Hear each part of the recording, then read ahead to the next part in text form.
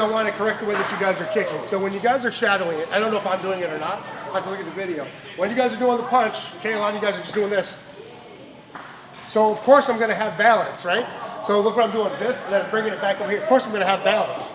But what we need to do is that when you throw that kick, it should be going back the same way that you threw it. So if I'm keeping it locked, look, I bring it back locked. Does that make sense to you guys? So right over here, once I'm kicking, pop, it's going back the same way that I throw the kick. Now, I know that some of the old systems of like Thai boxing with like other schools, when they're shadow boxing, they change the way it looks. So you'll see a lot of guys when they're doing the low kick, they're doing this kind of crap, right? They're going boom, and then they do that. Because when I was learning Muay Thai, that's the way that our association did it, right? So everyone was basically like, boom, like doing this crap.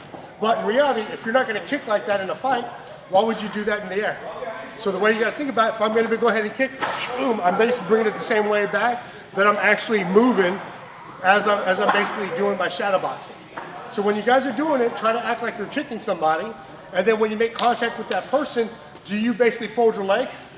No, you keep it locked, because the way that you're going to push that person's body back or going to make that impact is that this foot, once I make that impact, boom, this is what's going to go ahead and drive my power into that person's body or to their leg. Okay, so I just want you guys to fix that, and then we'll move on. 2 gloves on 2, 1, 2.